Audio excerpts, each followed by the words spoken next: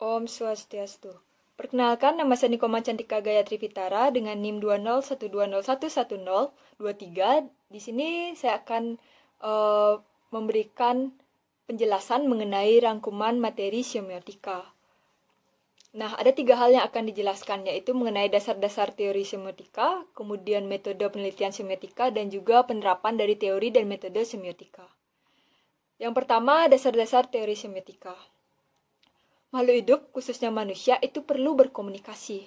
Karena itu, mereka menciptakan tanda-tanda yang saling dimengerti. Tanda-tanda itu berupa tanda-tanda yang dapat diinderai oleh manusia, seperti bunyi, tanda visual yang dapat dilihat, kemudian tanda yang dapat diraba atau dirasakan, dan juga tanda yang dapat dicium baunya. Nah, untuk memahami sistem tanda yang sangat rumit ini, terciptalah sebuah ilmu tentang tanda yang disebut dengan semiotika. Semiotika ini berasal dari kata Yunani, semion, yang artinya tanda. Semiotika itu merupakan ilmu tentang tanda-tanda. Tanda mempunyai 2 aspek, ada penanda dan juga petanda. Penanda merupakan aspek formal tanda, berupa bunyi atau huruf sebagai simbolnya. Berdasarkan pada hubungan antara penanda dengan petanda, ada macam-macam tanda. Ada icon, indeks, dan juga simbol. Pertama, icon. Icon adalah tanda yang menunjukkan adanya hubungan alamiah antara penanda dan petandanya, berupa persamaan. Misalnya gambar rumah itu menandai yaitu sebuah rumah. Nah, tanda yang bersifat icon itu disebut dengan ikonik. Sedangkan indeks adalah tanda yang menunjukkan adanya hubungan alamiah yang merupakan hubungan kausalitas antara penanda dengan petanda. Misalnya, asap itu menandai adanya api. Nah, ketiga ada simbol. Simbol adalah tanda yang menunjukkan bahwa tidak ada hubungan alamiah antara penanda dan petanda. Artinya, tanda dapat ditentukan oleh konvensi masyarakat. Nah, dengan diketahui konvensinya ini, maka tanda itu dapat diberikan arti. Nah, semiotika mengkaji tentang tanda, yaitu suatu yang mewakili sesuatu. Proses mewakili ini disebut dengan semiosis. Proses mewakili ini terjadi ketika tanda itu ditafsirkan hubungannya dengan yang diwakili. Inilah yang disebut dengan proses semiosis.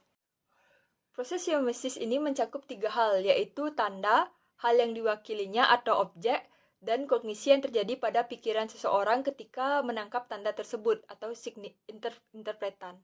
Nah, suatu tanda dapat menjadi tanda baru berdasarkan interpretasinya. Pendekatan semiotika untuk penelitian dibedakan menjadi 2, yaitu semiotika komunikasi dan semiotika signifikasi. Semiotika komunikasi menekankan pendekatan pada teori produksi tanda yang salah satu di antaranya mengasumsikan adanya 6 faktor dalam komunikasi, yaitu pengirim, penerima, kode, pesan, saluran komunikasi, dan juga acuan. Sedangkan semiotika signifikasi itu menekankan pada teori tanda dari pemahamannya dalam konteks tertentu. Baik, selanjutnya yang kedua adalah metode penelitian semiotika. Karena tanda itu menandai sesuatu yang penting, maka dalam penelitian semiotika yang dicari adalah tanda-tanda yang penting dan bermakna. Menurut Culler 1978 menyatakan bahwa ketika meliti sesuatu merupakan memburu tanda-tanda. Tanda-tanda yang bermakna berupa icon, indeks, simbol yang memiliki makna berdasarkan sistem, aturan, atau konvensi. Semiotika signifikasi memiliki icon, indeks, simbol, signifier, konvensi-konvensi tertentu yang membuat tanda-tanda mempunyai makna. Nah, selain metode semiotika yang digunakan, adapun metode lain dalam memproduksi makna menurut Rifratere dalam menemukan tanda pada puisi, terdapat 4 hal yang harus diperhatikan. Pertama, puisi menyatakan sesuatu secara tidak langsung. Yang kedua, puisi pertama kali harus dibaca heuristik atau sesuai dengan konvensi bahasa. Selanjutnya, pemaknaan lebih lanjut dicari matriks puisi atau karya sastra.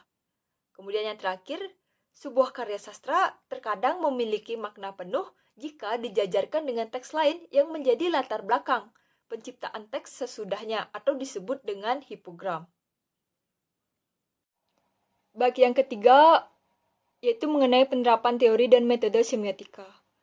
Penerapannya berupa penelitian atau kajian analisis yang dikenakan pada bidang tertentu menjadi objek penelitian, yang diasumsikan sebagai tanda-tanda yang bermakna karena sistem, aturan, dan konveksi yang dimiliki. Dalam menganalisis atau menginterpretasikan tanda-tanda dalam bidang semiotika komunikasi ini, namun masih melibatkan semiotika signifikasi. Adapun bidang-bidang tersebut meliputi yang pertama ada interaksi sosial. Menurut Van Voss, mengupayakan bahwa rangsangan bagi interaksi sosial itu disebut dengan semiosis, yaitu pemberian atau penginterpretasian tanda-tanda. Dalam interaksi sosial bahasa merupakan salah satu peranan penting. Namun selain bahasa, ada pun tanda nonverbal yang digunakan seperti bunyi, gerak, suara, maupun tanda-tanda visual. Terdapat dua sistem tanda nonverbal, yaitu tanda dalam kombinasi dengan tanda verbal dan tanda nonverbal yang berdiri sendiri. Bila dua orang kelompok berkomunikasi menggunakan bahasa dan pernyataan-pernyataan yang dapat dicatat mengenai morfonologis, sintaksis, sematis, dan pragmatis, dan adapun bahasa yang tidak dapat dicatat berupa intonasi dan juga mimiknya. Mungkin juga yang tidak dapat dicatat itu seperti gerakan tangan, pandangan mata, senyum, maupun saat ia tertawa. Nah, semua itu disebut dengan tanda-tanda paralinguistik. Sedangkan tanda nonverbal kedua yaitu non-paralinguistik, merupakan tanda-tanda yang tidak digunakan berkombinasi dengan tanda-tanda bahasa. Nah, bidang yang kedua itu ada media massa. Dalam media massa, objek penelitian yang digunakan adalah isu pemberitaan. Jenis penelitian ini memang mengarah pada pengusutan atau pencarian titik tolak bahan pers yang tidak tersurat. Nah, analisis ini mengarah pada ideologi yang terkadang ada di dalam surat kabar. Namun terkadang belum tentu merupakan permasalahan yang menarik. Nah, tanda-tanda yang terdapat di dalamnya berupa kebahasaan yang ditulis dalam surat kabar.